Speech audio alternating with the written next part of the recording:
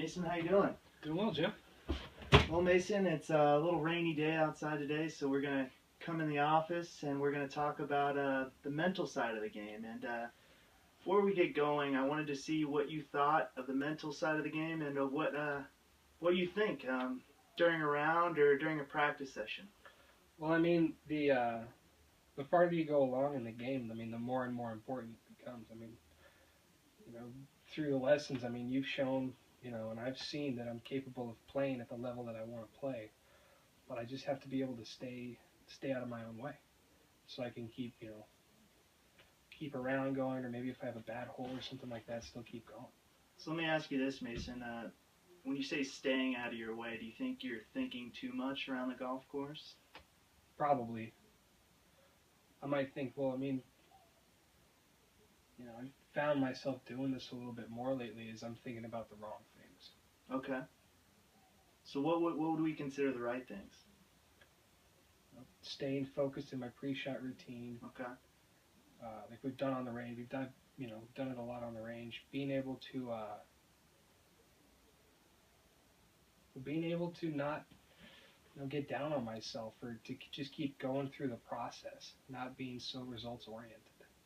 What I have a lot of my students do, Mason, is draw up a little 3x5 card for tournament situations, and I like them to write on there, maybe one or two swing thoughts or positive messages that they can look at on the course of a round, whether it be walking down the fairway or something along those lines. If you were to write 1 to 2 things on a note card like that, what would it be?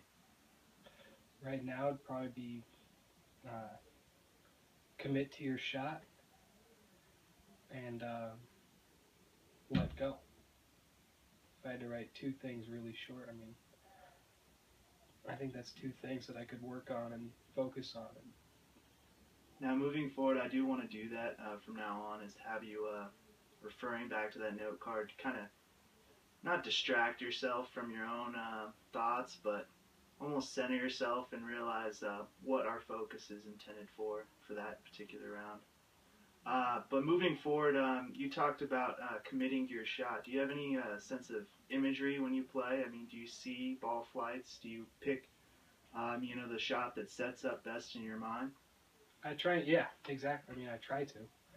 I don't always commit wholeheartedly to it. I mean, especially playing here with the wind changing a bunch.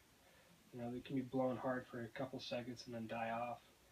And especially when that's happening, I feel like I go in between shots, or I lose commitment right before I hit it. And maybe, so you're second guessing yourself right before. Exactly. Definitely.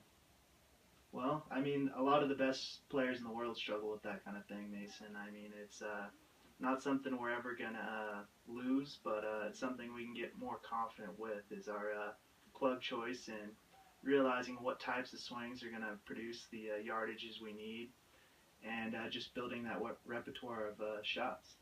Yeah. But we're going to focus on our note card moving forward, and really having a positive mindset around the golf course. Good. I mean, what else would you, you've done this a long time, so I mean, what else would you like to talk about today?